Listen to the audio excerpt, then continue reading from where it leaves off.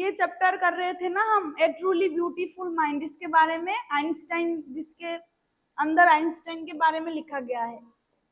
तो ये थोड़ा सा रह गया था, वो आज खत्म कर लेते हैं, फिर बाद में अगर टाइम हो तो और एक देखेंगे, ठीक है।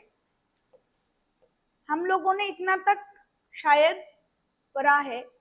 While Einstein was solving the most difficult, इतना तक पढ़ा है हमने, ठीक है।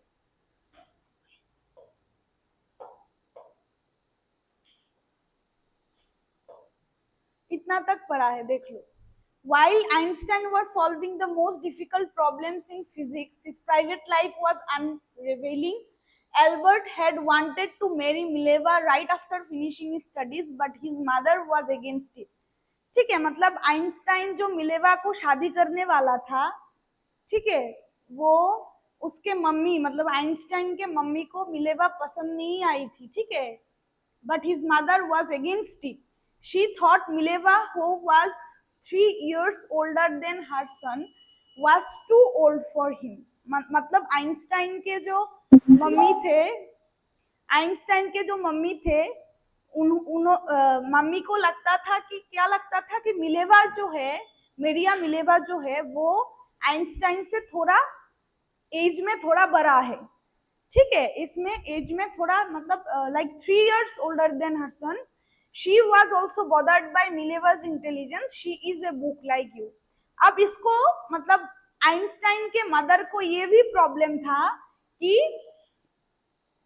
वो तो ऐसे भी एज में थोड़ा ज्यादा है आइंस्टाइन से, एंड वो भी आइंस्टाइन की तरह ही पूरा दिन बुक में, मतलब बुक्स में गिरा रहता है, ठीक है, मतलब सारा दिन বই নিয়ে বসে থাকে। She is a book like you, his mother said. Einstein put the wedding off. हम लोगों ने इतना तक कंप्लीट किया था कि उन दोनों का शादी जो था वो स्टॉप हो गया, ठीक है, उनकी मम्मी के लिए। फिर देखो क्या होता है। The pair finally married in January 1903. अब इस पेयर मतलब कौन कौन, एक तो है आइंस्टाइन, आइंस्टाइन एंड दूसरा मेरिया मिलेवा। मेरिया मिलेवा ही था ना उनका लवर का नाम, क्या था, नहीं, Mileva Maric, sorry, Mileva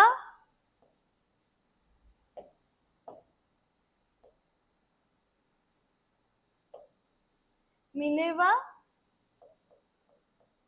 Maric, उन दोनों का शादी तय हुआ, एंड शादी भी हुआ जो था जनवरी 1903 में, उन लोगों का शादी हो गया, ठीक है, जनवरी 1903 में उन लोगों का शादी हुआ। एंड हैड 2 सन्स, उन लोगों का 2 सन्स भी हुआ, मतलब 2 बच्चे, वो भी हुआ।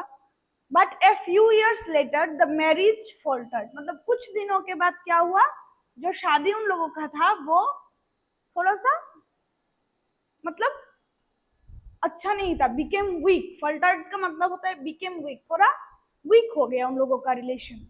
Mileva meanwhile was losing her intellectual ambition and becoming an unhappy housewife. अब मिलेवा आइंस्टाइन से शादी करके क्या हुआ उनका, लॉसिंग हर इंटेलेक्चुअल एम्बिशन, मतलब उनका जो एक एम्बिशन था ना, मिलेवा मैरिक का एक इंटेंशन था, एक एम्बिशन था कि पढ़ाई लिखाई करके क्या बनेंगे, कुछ बनेंगे, बट शादी करने के बाद उनका जो ये एम्बिशन था वो लॉस हो गया, ठीक है, वो थोड़ा हिल गया। And becoming an unhappy housewife, मतलब वो थोड़ा सा अनहैप्पी हाउसवाइफ बन गई थी, मतलब हाउसवाइफ तो थी एंड अनहैप्पी भी थी, मतलब उनका लाइफ खुश, मतलब वो उनके लाइफ में खुश नहीं थे। After years of constant fighting the couple finally divorced in 1919। अब कुछ साल बाद कांस्टेंट फाइटिंग, मतलब उन लोगों के बीच में बहुत ज्यादा झगड़ा, फाइटिंग मतलब क्या है, बहुत झगड़ा होते थे, ठीक है, वो दोनों बहुत झगड़ते थे, एंड कांस्टेंट फाइटिंग के बाद the couple finally divorced in 1919। बुझना मैम, यस, बोलो क्या बोल रहे थे आप, বুঝে না, বুঝো না, বাংলায় বলবো,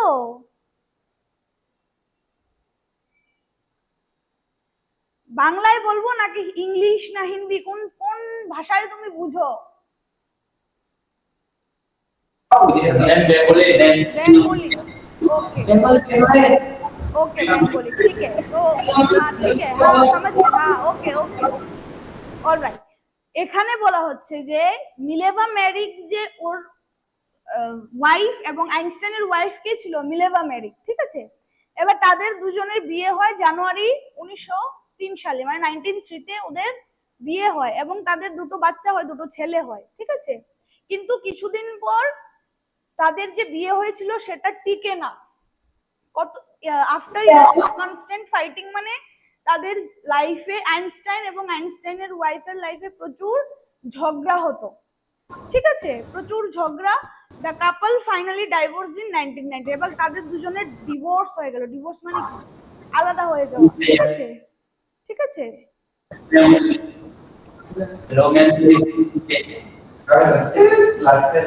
Can explain in English, ma'am. We can understand with the Bangla language. Okay हाँ okay, I will speak in English, don't worry, I will speak in English. पहले बंगाली में समझा दूं लोगों को, ठीक है। After years of constant fighting, মানে হচ্ছে খুব ঝগড়ার পর দ্য কাপল ফাইনালি ডাইভোর্স 1919 সালে 1919 তাদের আলাদা হয়ে যায় তারা।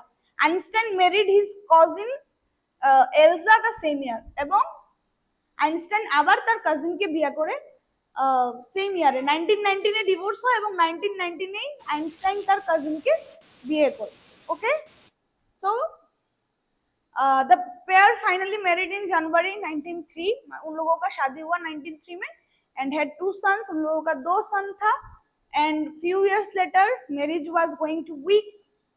जो शादी हुआ था उन लोगों का वो थोड़ा सा वीक हो गया एंड कांस्टेंट फाइटिंग के बाद, मतलब बहुत ज्यादा झगड़ा होने के बाद उन दोनों का क्या हुआ, Einstein and his wife finally divorce in 1919। मतलब 1919 में उन दोनों का डाइवोर्स हो गया था, ठीक है। Einstein married his cousin Elsa the same year. अब उस साल में ही आइंस्टाइन ने उसके कजिन को शादी कर लिया। 1919 में डाइवोर्स हुआ एंड 1919 में ही उन लोगों का शादी, मतलब वो आइंस्टाइन एंड आइंस्टाइन के कजिन एल्जा नाम था। कजिन का नाम क्या था? एल्जा, ठीक है। एल्जा के साथ उस 1919 में ही शादी कर ली। फिर देखो, Einstein's new personal chapter coincided with his rise to world fame, ठीक है। In 1915 he had published his general theory of relativity। 1915 में उनका एक क्या पब्लिश हुआ था, जो था जनरल थ्योरी ऑफ रिलेटिविटी, उनका एक साइंटिफिक থিওরি, ঠিক है। ওনার একটা বৈজ্ঞানিক যে থিওরি ছিল ওই থিওরিটা পাবলিশড হয় কবে? 1915 সালে, 1915 এ পাবলিশড হয়, ঠিক है। मतलब 1915 में he had published his general theory of relativity which provided a new interpretation of gravity। जो ग्रेविटी का एक इंटरप्रिटेशन देता है। an eclipse of the sun in 1919 brought proof that it was accurate। Einstein had correctly calculated in advance the extent to which the light from fixed stars would be deflected through the sun's gravitational field। अब उसने थोड़ा सा आविष्कार किया, ठीक है, introduce किया। आविष्कार क्या किया? देखो, उन्होंने आविष्कार किया कि तारा, जो स्टार्स होते हैं ना स्काई में जो स्टार्स होता है उनका पोजीशन, वो स्टार्स का पोजीशन एंड जो मूवमेंट्स करते हैं वो एक सन्स का, मतलब सूर्य जो होता है सन, उसका एक ग्रेविटेशनल फील्ड है। The newspaper proclaimed his work as a scientific revolution. अब न्यूज़पेपर में छपा है ये वाला थ्योरी, ठीक है, बहुत अच्छा थ्योरी था, प्रूवन थ्योरी था, ठीक है। इसलिए क्या हुआ, प्रूवन थ्योरी था, इसलिए क्या हुआ, न्यूज़पेपर वाले ने इसका नाम रखा था ए साइंटिफिक रिवोल्यूशन। मतलब बहुत बड़ा एक रिवोल्यूशन आ गया था, ठीक है। फिर देखो, Einstein received the Nobel prize for physics in 1921। अब 1921 में उनको नोबेल प्राइज मिला है, ठीक है। नोट डाउन कर लो कि कौन से साल में क्या हुआ था। 1915 में उनका पब्लिकेशन आया था जनरल थ्योरी ऑफ रिलेटिविटी का, एंड 1921 में उनको नोबेल प्राइज मिला था फॉर फिजिक्स, ठीक है, for physics. Alright, he was showered with honors and invitations from all over the world and lauded by the press। मतलब उनका बहुत नाम हुआ, वो बहुत ज्यादा फेमस एक साइंटिस्ट बन गए थे आइंस्टाइन, ठीक है। बहुत सारा इनाम मिला उन लोगों, उनको ऑनर मिला, इनविटेशन भी मिला, and loaded by the press. मतलब जो प्रेस थे ना, जो सांबादिक बोलते हैं हम, जो प्रेस होते थे, जो रिपोर्टर्स होते थे, वो हर टाइम उनके पास रहते थे। मतलब कुछ बोलेंगे तो वो न्यूज़पेपर पे छापेंगे, ठीक है, ये वाला पार्ट था। मतलब जब लोग फेमस हो जाते हैं तब उन लोगों का जो होता है ना फेस, वो था आइंस्टाइन का। When the Nazis came to power in Germany, अब जर्मनी में क्या हुआ, नाजीज आ गए थे। नाजीज मतलब होता है जब हिटलर का जो, हिटलर जो थे ना, हिटलर, उनका कंट्रोल आ गया जर्मनी में, ठीक है। When the Nazis came to power in Germany in 1933, Einstein immigrated to the United States। अब नाजीज आ गए जर्मनी पे, तो आइंस्टाइन ने क्या किया, यूनाइटेड स्टेट में, मतलब अमेरिका में मूव हो गया, ठीक है।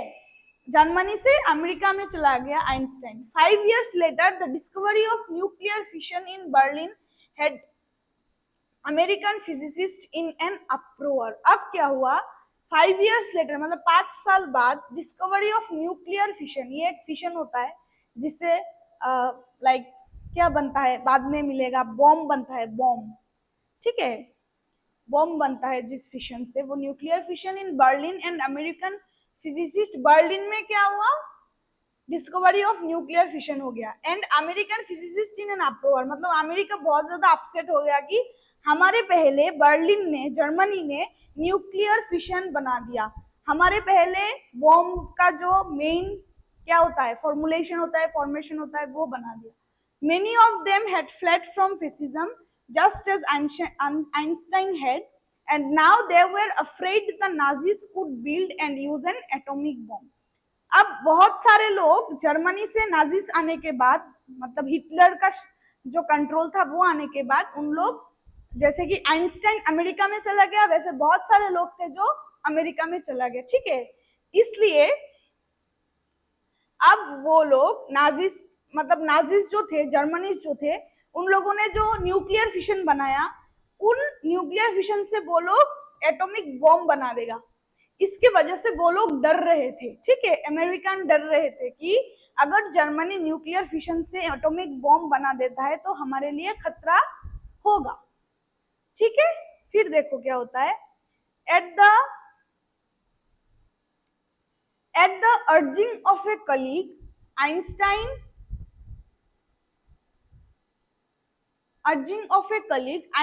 wrote a letter to the American president। अब थोड़ा सा आइंस्टाइन को थोड़ा वो इंफॉर्मेशन मिला कि हाँ, जर्मनी जो है वो लोग नाजीज के कंट्रोल में आके एटॉमिक बॉम्ब बना रहे हैं, ठीक है। अब उन्होंने अमेरिकन प्रेसिडेंट को लिखा है, आइंस्टाइन ने, फ्रैंकलिन डी रूजवेल्ट था, ये है अमेरिकन प्रेसिडेंट का नाम उस टाइम का, Franklin D Roosevelt, Franklin D Roosevelt, ठीक है।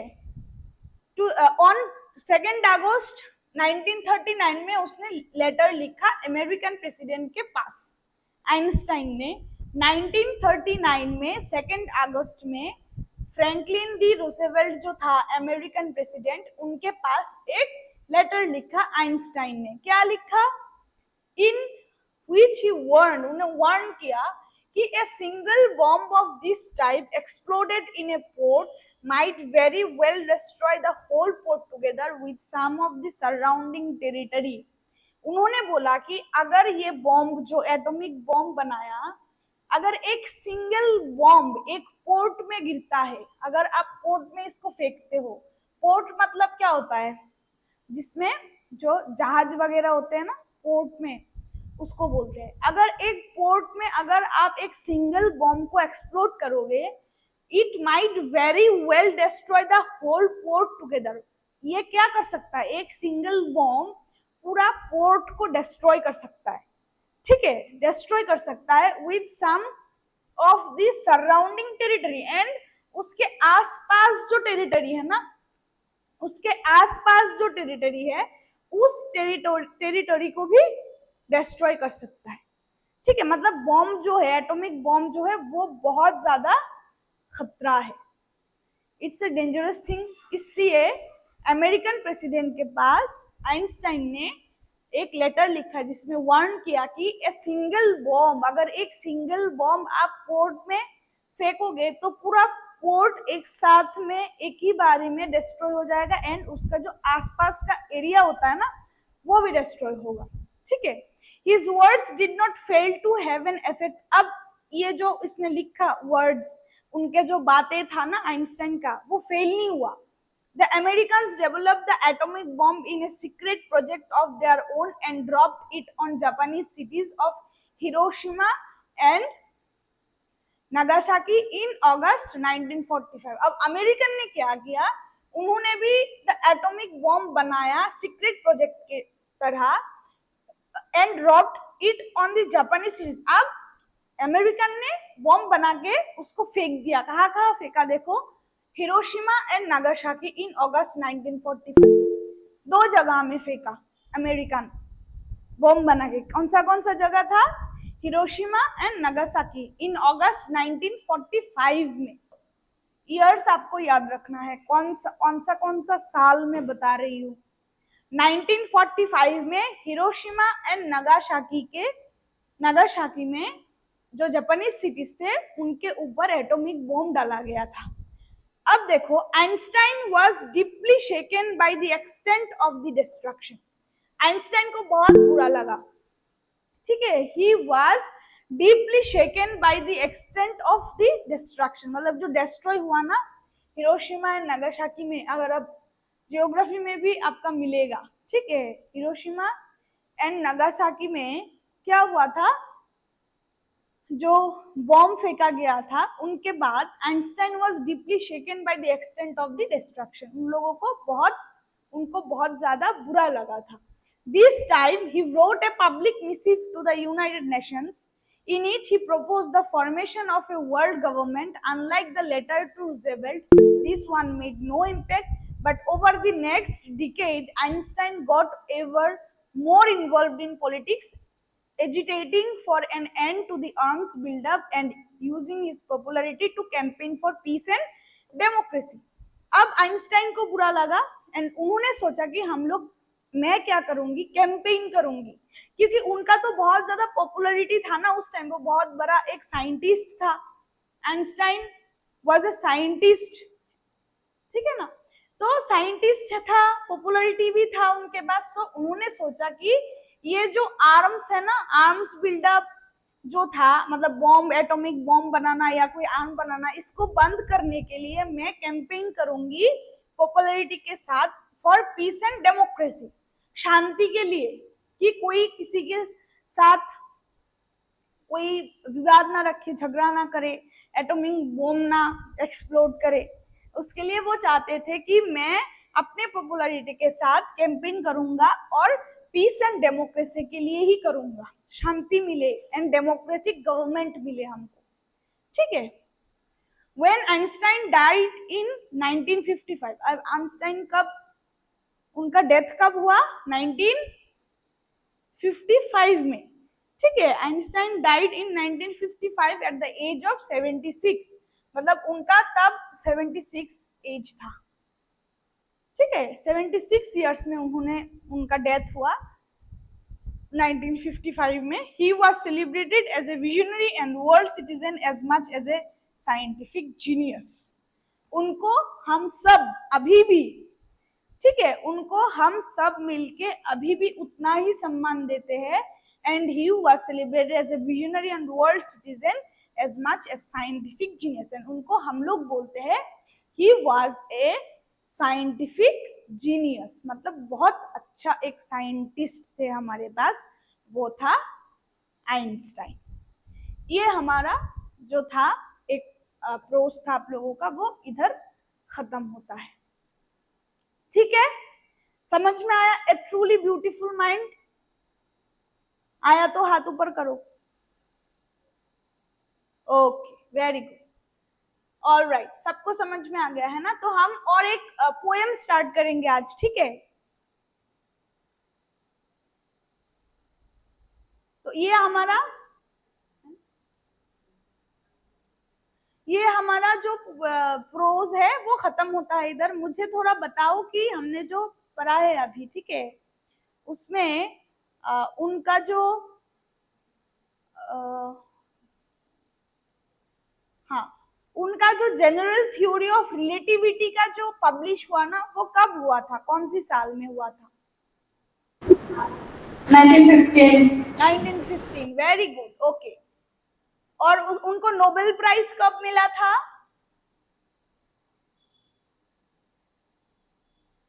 नोबेल प्राइज कब मिला फिजिक्स में? 1921, okay, all right, very good. 1921 में उनको नोबेल प्राइज मिला है ना? ओके, और उनका डेथ कब हुआ? 55, और उनका एज क्या है? Okay, thank you. 2026 खत्म नहीं हुआ, क्लास खत्म नहीं हुआ, अभी एक पोएम स्टार्ट करने वाले हैं, ठीक है? एक पीरियड,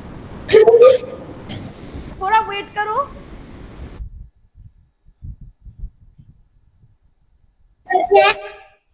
डिस्कट।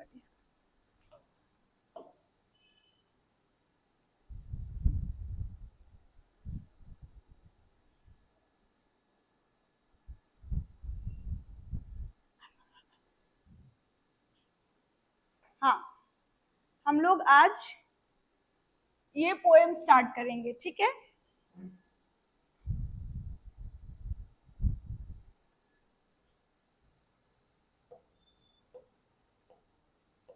दिखाई दे रहा है ना सबको? Is it visible to everyone? Yes, ma'am. Okay, very good. चलो फिर यस सर। शुरू करते हैं हमारा पोएम, ठीक है? रेन ऑन द रूफ, बहुत सुंदर, बहुत ही सुंदर पोएम है। आप अपने लाइफ में रिलेट कर सकते हो, ठीक है? You can relate this poem to your life, to your life style.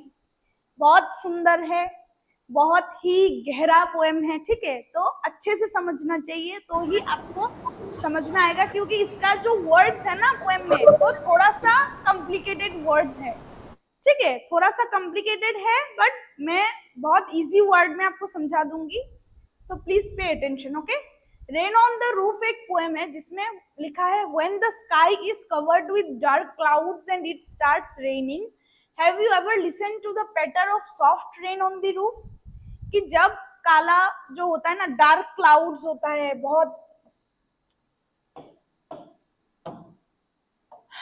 बहुत काला जो क्लाउड्स होता है, एंड जब बारिश शुरू होता है ना, तब क्या आपने सुना वो the patter of soft rain on the roof? जब आपके छत पे वो पैटर ऑफ सॉफ्ट रेन का आवाज होता है, जब वो रेन होता है ना, जब बारिश होता है, तब उनका आप सोए हुए हो और आपके ऊपर जो छत है उसमें जो गिरता है बारिश का जो साउंड होता है, वो क्या आपने सुना है? ठीक है? What thoughts flashed through your mind as you heard this melody of nature? आपके मन में क्या आता है जब आप कोई बारिश का साउंड सुनते हो, ठीक है? बारिश का साउंड सुनते हो, ठीक है? तब आपके मन में क्या थॉट्स आता है? Read the poem to find out what the poet dreamed of listening to the rain. अब पोएट क्या क्या ड्रीम करता है, क्या क्या सोचता है, वो हम लोग पढ़ेंगे इस पोएम में। जब बारिश होता है तब वो क्या क्या सोचती है, ठीक है? देखो, when the humid shadows hover over all the steady spheres and the melancholy darkness gently weeps in rainy tears, what a bliss to press the pillow of a cottage chamber bed and lie listening to the patter और the soft rain overhead. कुछ समझ में नहीं आया, ऐसे पढ़ने के बाद कुछ समझ में नहीं आता। ठीक है, फिर क्या करना चाहिए, वर्ड को थोड़ा अच्छे से पढ़ते। देखो, when the humid shadows, humid shadows का मीनिंग क्या है इधर, ह्यूमिड शेडोज का मतलब होता है जो डार्क क्लाउड्स होते हैं ना, डार्क क्लाउड्स होते हैं जब, मतलब बहुत गहराई, काला काला जो बादल होता है ना, जब बारिश आने के पहले टाइम जो काला हो जाता है पूरा वेदर, उसके बारे में बोल रहे हैं। ह्यूमिड शेडो, होवर का मतलब क्या होता है पता है, होवर का मतलब होता है घूमना। ठीक है, घूम रहा है वो, डार्क क्लाउड घूम रहा है। When the humid shadows hover over over over all the starry spheres. Starry का मतलब क्या होता है, स्टारी मतलब जिधर स्टार होता है, स्टार्स होते हैं। स्फीयर का मतलब स्टार्स का जो प्लेस है। अब स्टार कहाँ होता है, स्टार कहाँ होता है, स्टार्स कहाँ होते हैं, आकाशे यस वेरी गुड, स्काई में होता है ना, स्काई में होता है। तो फिर इधर क्या बोला कि when the humid shadows hover, जब डार्क क्लाउड्स हमारे स्काई में, मतलब ओवर द स्टारी स्फीयर्स, मतलब होता है स्काई, जहां पे स्टार होता है, स्काई में स्टार होता है। ठीक है, जब वो डार्क क्लाउड स्टेडी स्फीयर में होता है, घूमता है, ठीक है, फिर and the melancholy darkness gently weeps in rainy tears, जो बहुत ज्यादा मेलैंकोली डार्कनेस मतलब होता है जो बादल का जो काला होना, डार्क होना। ठीक है, मेलैंकोली darkness gently weeps in rainy tears. Weeps का मतलब क्या होता है, वीपिंग का मतलब होता है रोना, वीपिंग मतलब रोना होता है। रेनी टीयर्स मतलब जो बारिश के जो बूंदे होते हैं ना, उनको बोल रहा है कि वो रेनी टीयर्स, वो रो रहा है। ठीक है, वो रेन के जो ड्रॉप्स होते हैं, बारिश के जो बूंदे होते हैं, उनको वो टीयर्स के साथ कंपेयर किया पोएट ने। ठीक है, तो क्या बोला इसमें कि जब स्टेडी स्फीयर मतलब होता है स्काई में, जब ह्यूमिड शेडो घूमता है, तब जो मेलैंकोली डार्कनेस आता है स्काई में, तब क्या होता है, gently weeps in rainy tears, मतलब होता है कि तब वो थोड़ा थोड़ा जेंटली रोने लगता है। मतलब रेन्स के या बारिश के जो ड्रॉप्स होते हैं उनको उसने रोने के साथ, या टीयर्स मतलब जो आंखों का पानी बहते हैं ना, हम लोग जब रोते हैं तब आंख से पानी बहते हैं, वो पानी के साथ कंपेयर किया है। ठीक है, what a bliss to press the pillow of a cottage chamber bed. अब जब बारिश हो रहा है रूफ में, अब रात में सोए हुए हो, ठीक है, बारिश हो रहा है, बहुत अच्छा मौसम है, तब what a bliss to press the pillow of a cottage chamber bed. Cottage chamber bed मतलब, कॉटेज चेम्बर मतलब एक घर बताया गया है, बेड मतलब तो आप लोगों को पता है जिसपे हम सोते हैं। अब उस बेड में सो के, जब बारिश हो रहा है, उस बेड में सो के अपना आपका जो पिलो होता है उसको प्रेस करने में कितना मजा आता है। जब हम लोग, बारिश हो रहा है, हम लोग बिस्तर पे सोए हुए हैं, तो हम लोग क्या करते हैं, हमारा जो फेवरेट पिलोज है ना, पिलो को हक करके फिर सोचते रहते हैं। राइट, एम आई राइट, राइट या रॉन्ग, सोचते हैं ना, हाँ सोचते हैं। ठीक है, ये मतलब वेदर ही ऐसा होता है। ठीक है, पोएट भी सोच रही थी, क्या सोच रही थी वो बाद में देखेंगे। मतलब वो बोल रहा है कि व्हाट ए ब्लिस, मतलब जब बारिश हो रहा है, मैं घर पे हूँ, बेड पे हूँ लेटी हुई, ठीक है, तब जो पिलो होता है उसको प्रेस करके सोने में कितना मजा आता है।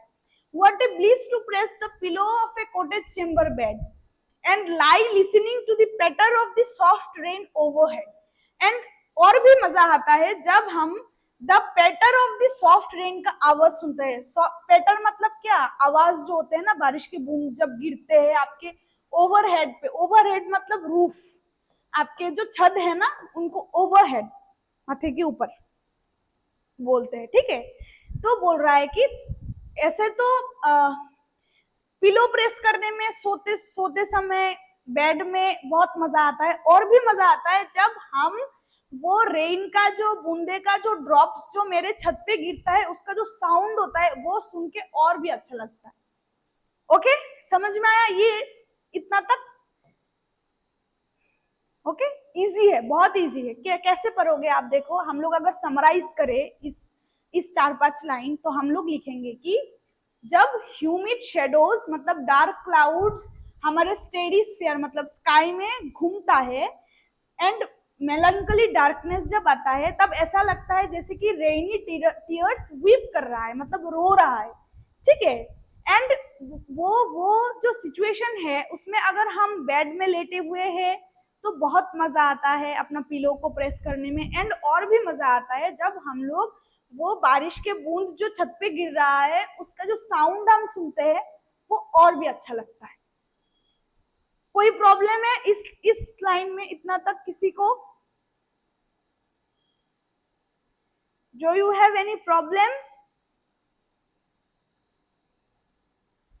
किसी को प्रॉब्लम नहीं है? ओके, फिर देखो, every tinkle on the shingles has an echo in the heart and 1,000 dreamy fancies into busy being start, and 1,000 recollections wave their ear threads into woof as I listen to the patter of the rain upon the roof। ठीक है, every tinkle on the शिंगल का मतलब क्या है? Every tinkle on the शिंगल होता है, tinkle का मतलब होता है वो बूंद जो गिरता है, जो रेन ड्रॉप्स होते हैं उसका जो साउंड होता है ना, वो होता है टिंगल ऑन द शिंगल्स। शिंगल का मतलब होता है रूफ का जो टाइल्स होता है, रूफ का जो ग्राउंड होता है ना, उसको बोलते हैं शिंगल। मतलब जो बारिश का बूंद है, जो रेन ड्रॉप्स है, वो जब शिंगल में गिरता है, has an echo in the heart. ठीक है, मतलब हार्ट में एक बहुत अच्छा इको होता है, साउंड होता है, बहुत अच्छा लगता है। ठीक है, एंड 1,000 ड्रीमी फैंसीज। और अब जब बारिश हो रहा है ना, आप सोए होते हो ना, तब क्या होता है? And 1,000 dreamy fancies into busy being start. अब फैंसी स्टार्ट हो जाता है। ठीक है, 1,000 ड्रीमी फैंसीज, हजारों जो ड्रीमी फैंसीज होते हैं, ड्रीम करते हैं हम लोग, सोते सोते बारिश हो रहा है, हम लोग सोए हुए हैं, बहुत सारे सोच आते हैं, थॉट्स आते हैं मन में कि क्या हो सकता है, क्या नहीं हो सकता है ना। 1,000 dreamy fancies into busy being start होता है फैंसी करना, ड्रीम करना। ठीक है, and 1,000 recollections weave their air threads into woof. अब बहुत हजारों जो मेमोरीज होते हैं ना, मेमोरीज, रिकलेक्शन मतलब collection of memories, collection of memories, बहुत सारे मेमोरीज हमारे, जब हम फ्री होते हैं, बारिश हो रहा है, बेड में लेटे हुए हैं बारिश को पकड़ के, तो हमारे मन में ड्रीमी फैंसीज आते हैं, हम लोग बहुत अच्छे चीज सोचते हैं। ठीक है, क्या क्या हो सकते थे, क्या क्या नहीं हो सकते थे, क्या क्या हम ड्रीम कर सकते हैं। एंड 1,000 रिकलेक्शन मतलब हजारों ऐसा मेमोरीज हमारे मन में आता है, रिकलेक्ट होता है। ठीक है, weave their air threads into woof. Weave का मतलब क्या होता है? जब जैसे कि कापर जो होता है ना, क्लोथ जब बनाया जाता है तो क्या होता है? थ्रेड एक साथ करके फिर उसको बुना जाता है। सबको पता है तांती लोग कैसे कपड़े बनाते हैं। जैसे कि 1,000 रिकलेक्शन, जो मेमोरीज हमने बनाए हैं, उस मेमोरीज के कलेक्शन को जैसे कि कोई थ्रेड से बुन रहा है एक साथ। ठीक है, एक साथ बुन रहा है इनटू वूफ। वूफ का मतलब वो कपड़े का टुकड़ा मान लो, जो कपड़े हमने मेमोरीज के थ्रू बनाए हैं। ठीक है, as I listen to the patter on the rain upon the roof. जैसे हम लोग सुनते हैं पेटर ऑफ द रेन, मतलब वो रेन का साउंड जो है वो सुनते हैं जब, तब हमको क्या क्या होता है? देखो, इस 5 लाइन में क्या होता है? Every tinkle on the shingle मतलब होता है every rain drop on the roof tiles. अगर हम लोग इजी वर्ड में बोले, ठीक है, every rain drop on the roof tiles और on the shingles has an echo in the heart. मतलब हार्ट में एक इको होता है, साउंड होता है अच्छा सा। And 1,000 dreamy fancies into busy being hurt start. मतलब बहुत ड्रीमी फैंसीज जो होते हैं वो आना शुरू करते हैं मन में, ठीक है।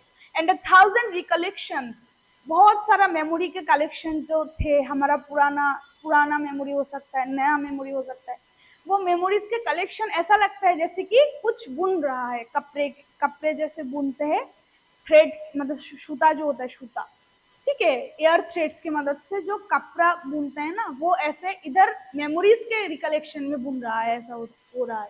As I listen to the pattern of the rain upon the roof, मतलब जब मैं सुनती हूँ कि मेरी रूफ पे रेन ड्रॉप्स हो रहा है, उसका साउंड सुन के मुझे ऐसा फील होता है, ठीक है। समझ में आया ये 5-6 लाइन? कोई दिक्कत है? नो, दिक्कत होने की बात ही नहीं है, क्योंकि वो सार मतलब बारिश आने के बाद हर किसी के साथ ऐसा ही होता है। ओके, फिर देखो, now in memory comes my mother. Yes, Bengali Bengali में बोलूं? ओके, बोलती हूँ, पहले इंग्लिश खत्म कर दूं फिर बंगाली में आती हूँ, ठीक है। एक भी समझ नहीं आई। Now in memory comes my mother. अब उसके मन में जो पोएट थी ना, पोएट का नाम देख लो, इधर है, कोट्स किन्नी। पोएट का नाम क्या है? कोट्स किन्नी, ठीक है। पोएम के मन में क्या आया देखो, now in memory comes my mother, मेरे मेमोरी में मेरी माँ का यादें आई है, मतलब उनके माँ नहीं रहे अभी, उनका डेथ हो चुकी है शायद, तो उनके मन में उनका माँ का ख्याल आया है। As she used in years ago to regard the darling dreamers, ere she left them till the dawn, ठीक है। As she used in years ago, मतलब मेरी मम्मी जो है ना, she मतलब यहाँ मम्मी के बारे में बात कर रहा है, ठीक है।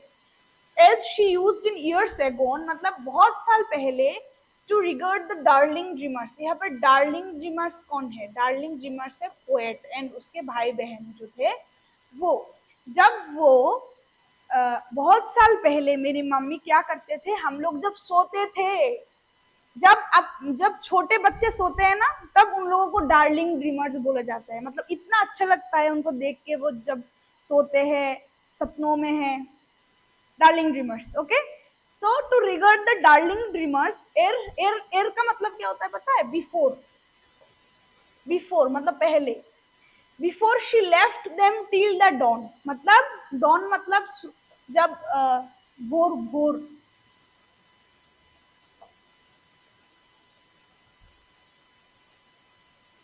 यस, डॉन का मतलब क्या है? जब भोर होता है ना, तब। हाँ, before she left them till the dawn, जब मैं और मेरे छोटे छोटे भाई बहन जब छोटे थे, तब हम लोग जब सोते थे एज ए डार्लिंग ड्रीमर्स, तब मेरी मम्मी बहुत साल पहले क्या करती थी, हम लोगों को सुला के, बिफोर टिल द डॉन मतलब सुबह तक हम लोगों को सुला के वो जाती थी, ठीक है। टू रिगार्ड मतलब टू लुक, रिगार्ड का मतलब, टू रिगार्ड मतलब है इधर टू लुक, देखने आती थी कि हम लोग सोए या नहीं। जब हम लोग छोटे थे ना, तब मम्मी लोग क्या करते थे, हम लोगों को सुला के उनके घर, उनके जो कमरा है उसमें चले जाते थे, फिर बाद में आगे देखते थे कि सोया या नहीं सोया, अगर नहीं सोया तो डांट पड़ते थे, है ना। यही बोला है कि अभी मेरे मन में, मेरी मेमोरी में मेरी माँ आई है, मेरी माँ का ख्याल आई है, ठीक है। एंड मुझे याद है कि जब हम लोग छोटे थे, मैं मतलब पोएट बोल रही है कि मैं, मेरी भाई बहन, जब लोग हम छोटे थे, जब हम डार्लिंग ड्रीमर्स के तरह सोते थे, तब मेरी मम्मी आके देखते थे, ठीक है, कि हम लोग सोए या नहीं। And she left them till the dawn, मतलब भोर होने तक वो हमको छोड़ के जाती थी, ठीक है। Oh, I feel her fond look on me as I listen to this refrain which is played upon the shingles by the patter of the rain. Oh, I feel her fond look on me. And मैं अभी feel कर सकती हूँ कि उनका जो look था हम लोगों के लिए, जब वो देखने आती थी हम लोगों को, जब हम सोते रहते थे। आई feel her fond look, fond का मतलब होता है इतना प्यारा, जो माँ अपने बच्चों के लिए जितना प्यार करता है ना, वो प्यारा जो चेहरा, वो प्यारा जो लुक वो देता था वो हम लोगों को, ठीक है। Oh I feel her fond look on me as I listened to this refrain which is played upon the shingles by the patter of the rain. And मैं वो every patter of the rain जो शिंगल में पड़ रहा है, मतलब every rain drop जो मेरे रूफ के टाइल्स में गिर रहा है ना, वो सब टाइल्स के वो रेन ड्रॉप की बूंदे मुझे बता रहे हैं कि मेरी मम्मी मुझे और मेरे भाई बहन को कितना प्यार करती थी, प्यारा लुक देती थी। वो एज ए डार्लिंग ड्रीमर्स हम लोगों को छोड़ के क्या करते थे, जाते थे हम लोगों को छोड़ के, कब तक? सुबह तक। ठीक है, ये है हमारा poem. Very easy poem, very easy. You can relate this poem to your life style, to your life. जब बारिश होता है तब फील करना, तब ये पोएम याद आएगा। रेन ऑन द रूफ हमने पढ़ा था। ठीक है, देखो समझ में ना आए तो बोलो, ठीक है। अब बेंगोलीज के लिए थोड़ा बोल देती हूँ कि इसका जो समारी है ना, মানে সারসংক্ষেপ যদি আমরা বাংলায় বলি তাহলে কি, যে যখন বৃষ্টি হয় তখন আকাশে মেঘ জমে, রাইট? কালো মেঘ জমে। তো যখন বৃষ্টি হয় তখন আকাশে কালো মেঘ জমে এবং ওই মেঘের থেকে বৃষ্টি পড়ে। ওই বৃষ্টিটাকে পোয়েট কি বলেছে যে gently weeps in rainy tears, মানে হচ্ছে ওই বৃষ্টিটাকে তিনি চোখের জলের সাথে কম্পেয়ার করেছেন বা তুলনা করেছেন। ঠিক আছে, এন্ড তিনি ভাবছেন যে তার যখন বৃষ্টি হয়, তোমরা তোমাদের লাইফস্টাইলের সঙ্গে রিলেট করতে পারো ব্যাপারটা, যখন বৃষ্টি হয় তখন তার ঘরে বসে তার বিছানায় শুয়ে সে তার মায়ের কথা মনে করছিল, তার পোয়েটের মায়ের কথা মনে করছিল। ঠিক আছে, এভরি টিঙ্কেল অন দ্য শিঙ্গলস মানে হচ্ছে যে প্রত্যেকটা বৃষ্টির ফোঁটার শব্দে তার মায়ের কথা মনে পড়ছিল, যখন তার মা বেঁচে ছিল। ঠিক আছে, যখন তার মা বেঁচে ছিল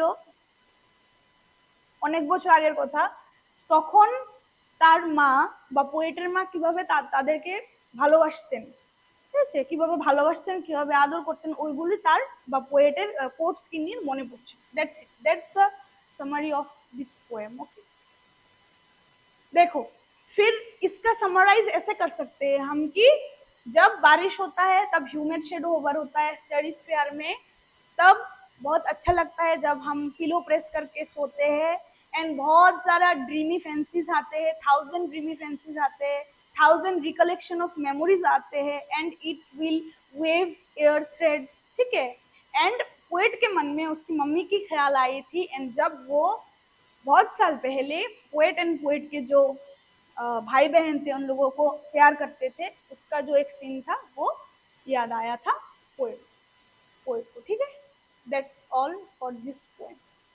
किसी को कोई, do you have any problem? किसी को कोई प्रॉब्लम है इस पोएम में तो बताओ।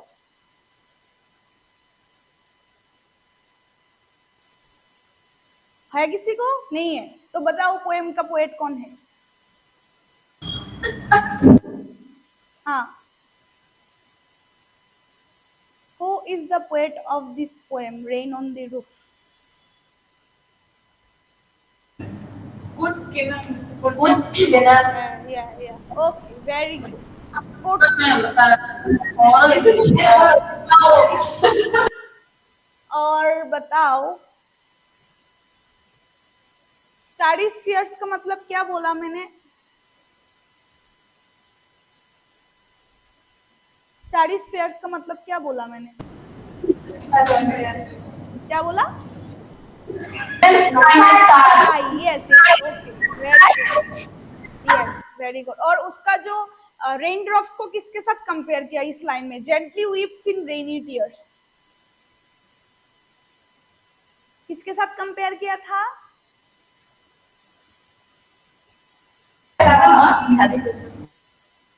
किसके साथ?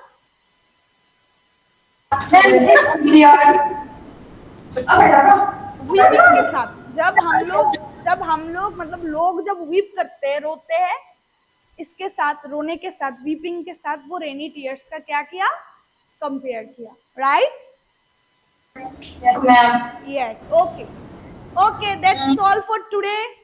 आज के लिए इतना ही रहने दो, दो कर लिया हमने और एक नया शुरू करेंगे। Okay, thank you.